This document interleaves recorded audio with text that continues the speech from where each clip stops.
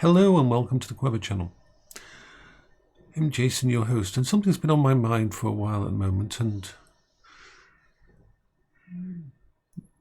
I'm going to have my review soon of my disability. This is nothing major, or shouldn't be. It happens to everybody who's on claims. But Paola had to deal with it too. You would think because Paola had cancer and was slowly dying from cancer that they wouldn't make her go through the hell that is a review, where you have to prove that you still need the help. And the same kind of problems Paola had, I have. Because I was the one who was there, and I was the one who was looking after Paola, there was no official person's documentation. They said directly to my face, that I'm biased, I could be lying because I'm the husband.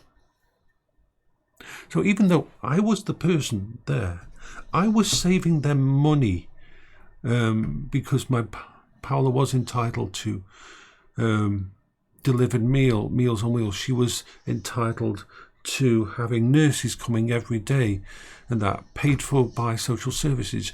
She was entitled to all of that, but I did it all for her because I saved the money, because I was the one in contact with her every single day and doing all the stuff. Because I was her husband, anything I said was instantly discounted as biased. So it was also one of the most. Ask any disabled person on benefits what the most stressful time is, and they'll say the review, because we are instantly treated as if we are in the wrong. We have to prove that we're disabled. They don't have to prove that you're not disabled. You have to prove. It's almost like you're guilty of something. And it's not the person you're talking to's fault. The government sets figures. You've seen it in the news. They want to get a certain amount of people off disability each year. And while I do agree, as I've stated in another, that there is some people on disabled that shouldn't be.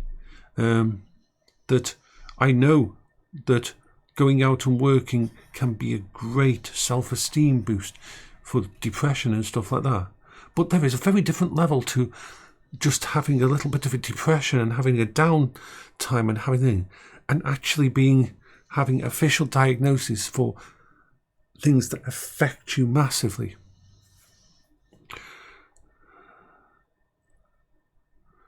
So what's the worst case scenario? What if I have my review and they take me up disability? Now the thing is,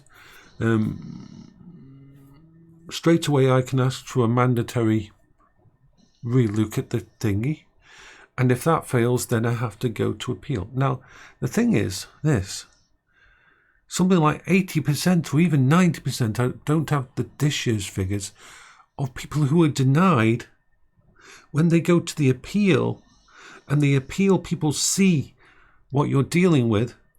80 to 90% of people get put back on disability.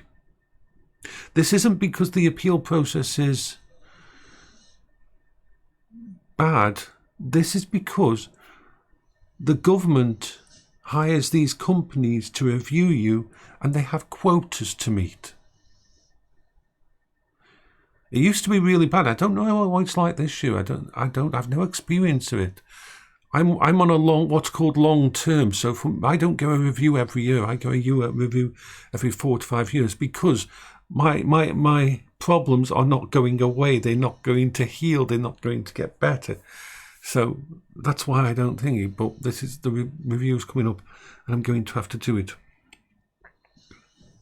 now. So I have nothing against the people who are doing this. It's not them. It's government. It's politics. It's an election year. They want to get people off the thingy. They want to say, we've reduced this.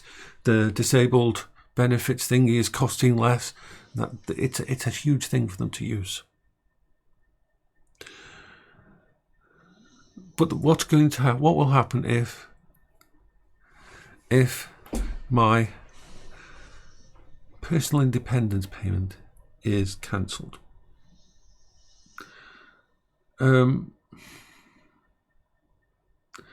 Pretty much instantly, every other benefit I'm on will shut down. Just will. And I will have to reapply. Now, this will happen within, like, before I get the letter telling me that it's been cancelled, everything will be shut off. You're thinking, no, they can't do that. Well, let me tell you a little story. 4 years into Paola's illness, a review came up, and on a Saturday morning we received a letter. We hadn't noticed because our money was paid in on a Friday, and on a Saturday morning, remember, government offices shut over the weekend. They took Paola off disability. It was a mistake. It was actually an error. They took her off it. But the same letter, that letter came a day after they stopped the payment. Why didn't we notice the payments? Because we usually went out on Saturday and did stuff. And of course, Paola was ill. I was dealing with cancer. I was looking after Paola and everything at home. I didn't always check the bank every single day. So the day after they cancelled it, and we had to reapply for everything. Monday morning, we got contacted by income support, and that's saying that our claim had been frozen and cancelled. Monday afternoon, we got contacted by the council landlord saying that the money hadn't, the housing benefit was being cancelled. And then we got contacted by the local council about our benefit that covered council tax was being removed. Literally, as soon as they took out the Paola's DLA, all of the others just went off the page. Imagine how terrifying that was for me and Paola. And we couldn't get in touch with anyone until Monday. Couldn't do a shopping on that Saturday. That is what disabled people face.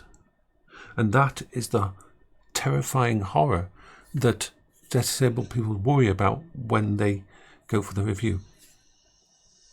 Because even if they fail, like this one was a mistake, they made a mistake.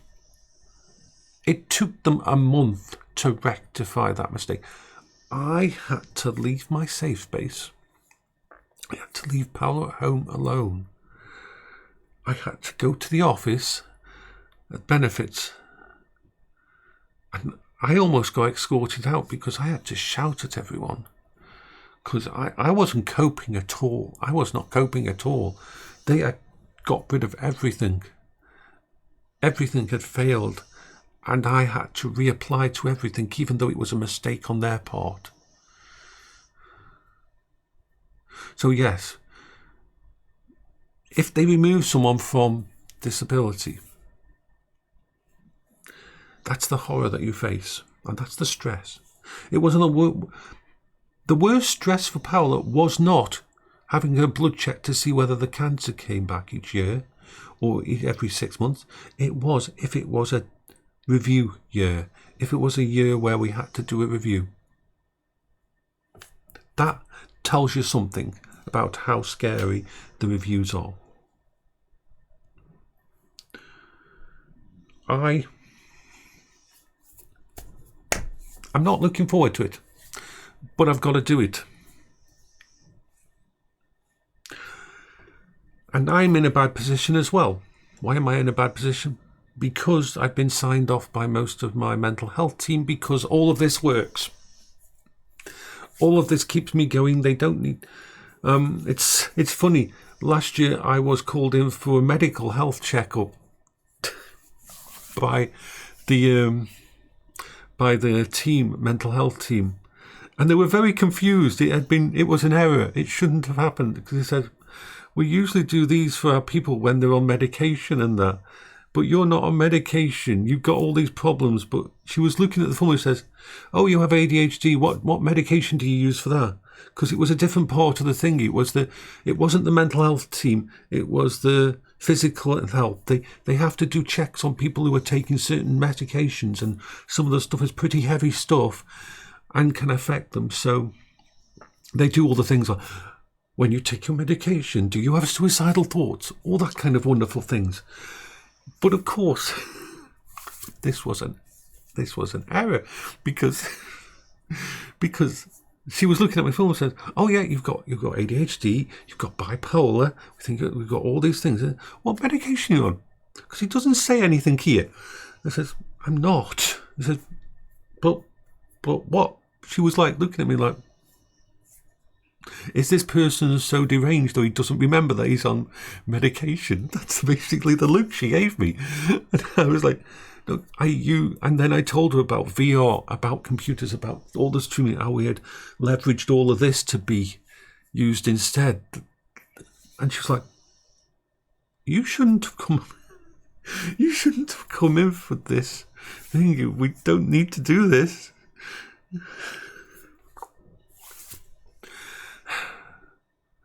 But because I'm in this situation where I'm using unique outlier therapies, there's no nurse coming in every week to check on me, to write a report. And I no longer have to go for a review every year. They've signed me off on most of the mental health thing because it all works. They're overloaded. They've got all the people they need to speak to.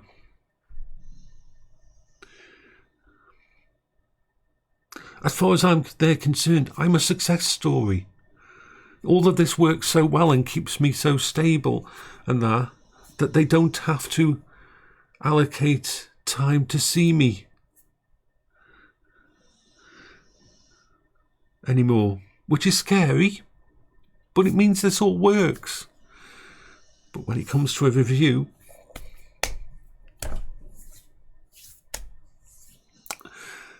once again, the only proof of all of this is me. Oh yes, there's document. Of course, don't worry, I've got the documentation for all my report on my autism and everything. I've got all that. I've got send in, and they can check with my GP and see that they do all the contact with me via phone and everything. And if they went and checked, they would never see me leaving my house and that. All these things. But because I don't have a mental care team coming out to see me, except for the normal nurses and that, it's going to be challenging to not be put through an appeal. Of course, I will ace the appeal. The appeal will be aced, no problem. We know this, if I have to go through it. But my money will stop. My money will go, everything will disappear in a day. Because when PIP stops, then they take you off the ESA allowance, and they put you, and then you have to apply to basically what, I don't know if it's called job seekers allowance anymore, to that. Your benefit that covers your council tax will be removed. Basically, I'll go from whatever I'm getting now to zero, and I probably will only know a day after it happens.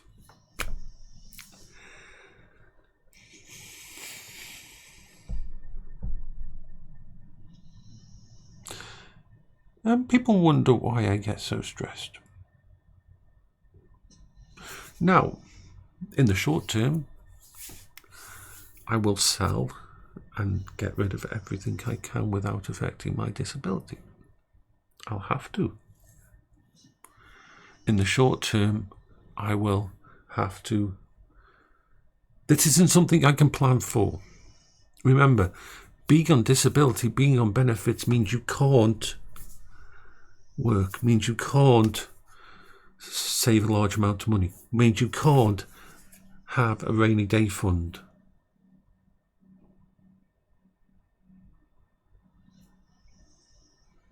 So I can only enact things if the worst case scenario happens. I've already made a list of things that I could possibly throw onto eBay to keep me going for a few months. Of course, they'll back pay, so any money, anything that I had to sell, I would be able to replace once the money came through. But that's the horror story of it. And if it turned out that they fought it, see, I have no idea. We're in an election year. They're desperate to get as many people off disability as possible. They are absolutely desperate to get as many people off disability as possible. If it's really bad, then I'll have to look at some way to survive. Some way to survive.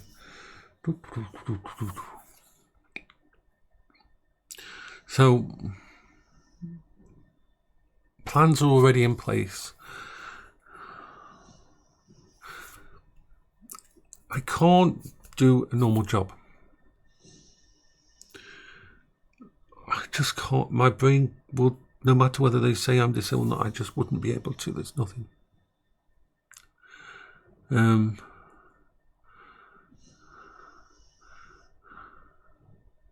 I mean, I could try doing freelance voice acting and that, but anything that I need to schedule. Remember, when I wake up in the morning, I have to ask my AI assistant what day it is, probably between 10 and 15 times. Usually, it's a good day if it's only 10 times before that sticks in my brain. And that's knowing what day it is.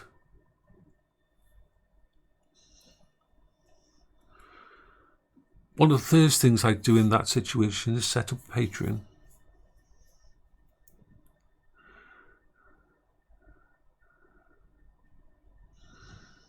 And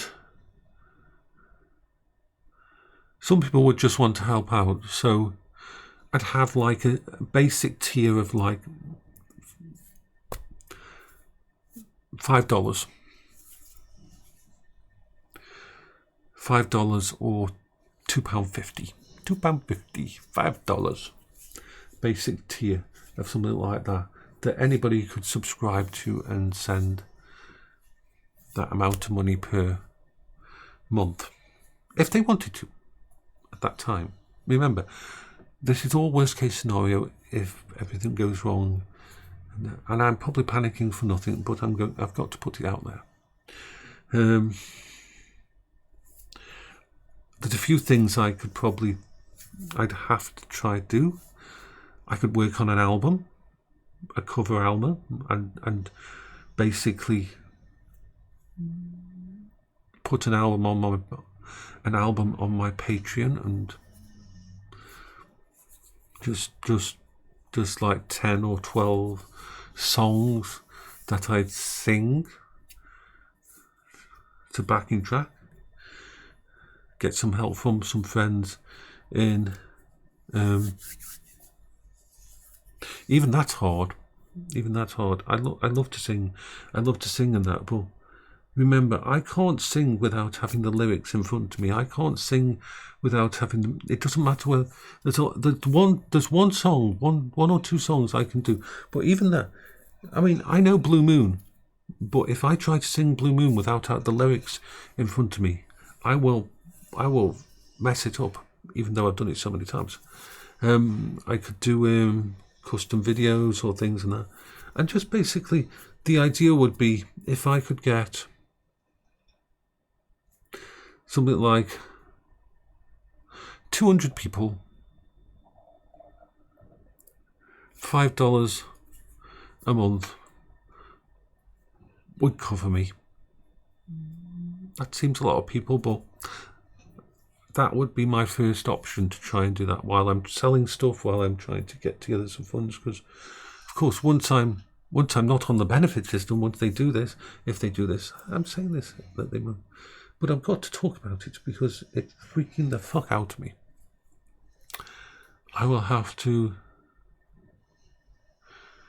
I wrote down a budget of stuff of hierarchy of bills to pay if anything happened.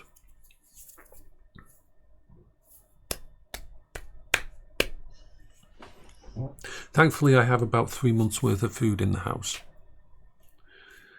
And I have at least 2 months worth of dog's food in the house.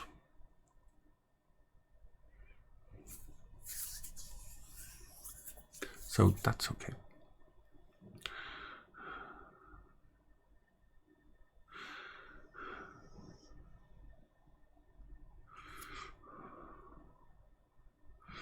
It's not...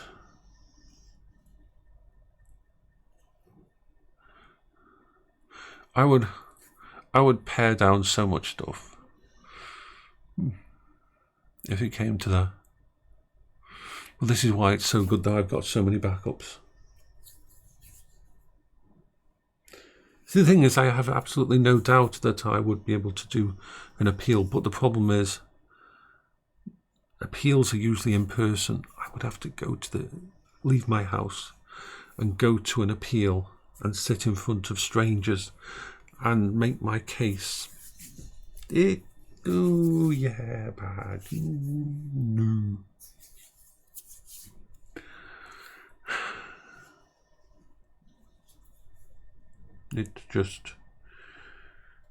It terrifies me. It does.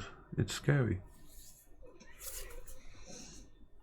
Like I said in my video yesterday, I'm not...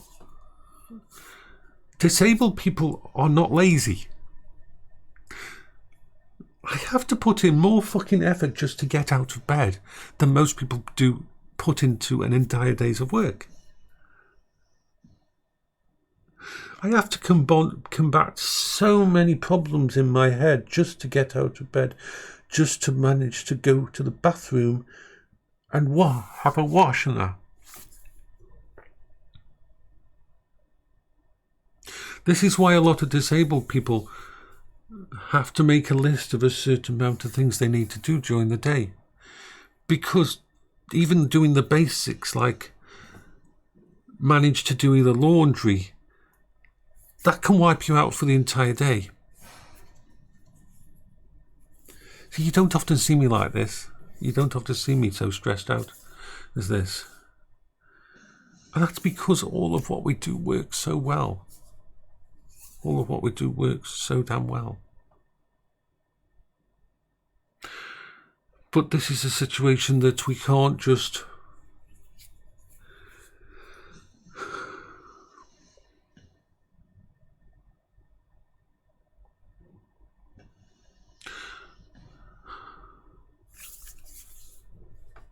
The good thing is, if I do... When I have to have this review, if it goes through completely fine and everything, then it'll probably be 2030 before I have to do another one.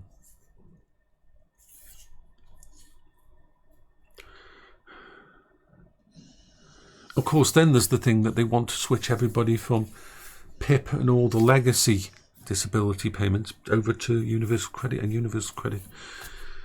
There's nightmare stories to do with that as well, because universal credit was created basically to save the government money. If you state how much money if you look at how much money you get on PIP and the enhanced disability payments and that, and I've been on the website and you put in all your details and everything, and they can calculate how much you'll get, you take a drop of about 20 to 30% of your entire money going on universal credit. Yeah, that's another thing that disabled people are facing at the moment. They want to get us all on universal credit, save themselves some money, not only because it's all done online and via a website and everything. In fact, let me check, because maybe I'm wrong. Maybe I'm wrong on this. I know. Let's just have a look at it. Let's pause this and I'll just go through it once more. Well, that was fun. Yep. When they do move us over to universal credit, I'm going to lose about £200 a month. Boop. This is the thing. People who are on long-term disability, people who are on benefits and that, well, it's not as bad, nowhere near as bad as what you get in America or the problems you have in America. You are always wondering what's going to happen next. You are always in fear of the review.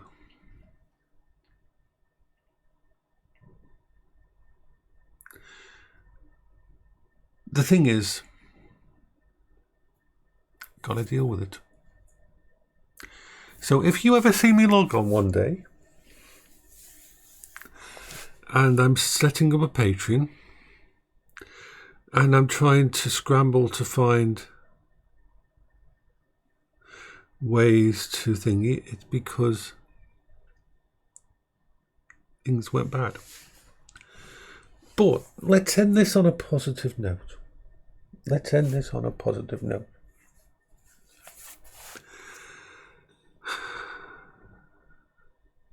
I now have my official diagnosis of autism, which not only gives me a massive boost of proof of who I am and what I face, it also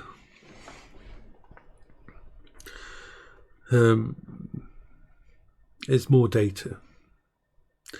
And if I do have to do something, I mean, it's just crazy. I've dealt with so much in my life that this kind of shit gets old. When I have to deal with these kind of things, it reminds me, the positive side is it reminds me just how much I did for Paola, just how much help I gave her. She never had to deal with any of this kind of shit alone. Anyway, so here we are. Says the Jason. I think I'm going to give the dogs their food in a bit. Decide what I'm going to do today. I will sleep at some point in time. But I'm pretty ragged at the moment. Remember, I'm not special.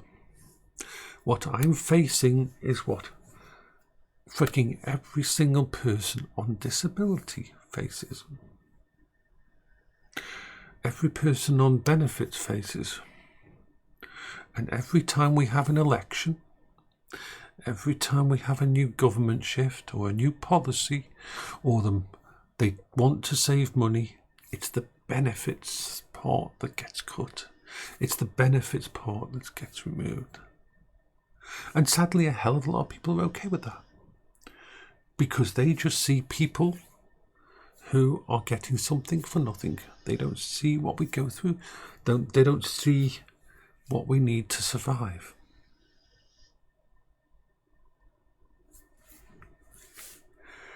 Oh. Anyway. Now I know putting this up online makes me vulnerable. I will add this at the end. There's certain people out there who would revel in seeing me screwed over like this.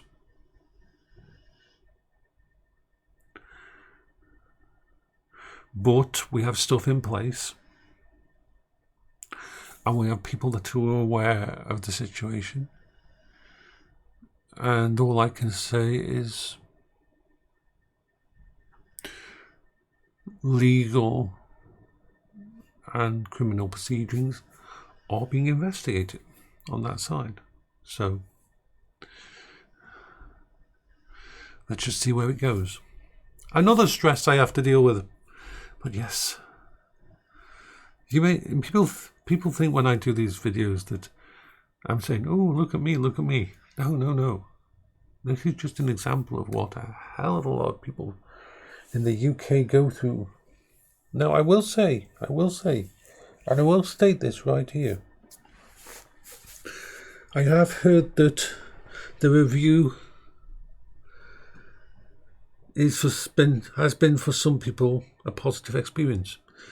That depending who you get, depending how it goes, the people who are doing it are actually more aware of what people are going through. But I think it all comes down to luck. Who you get.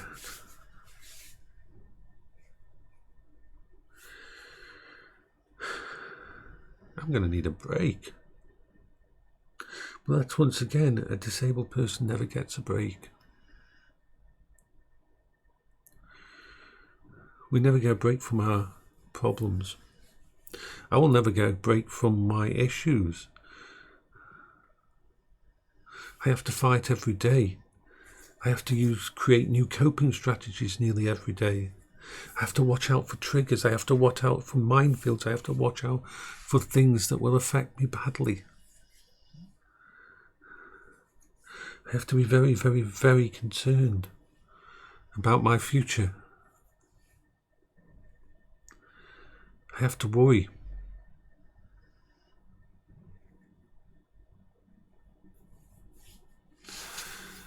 So this is Jason for the Quiver channel.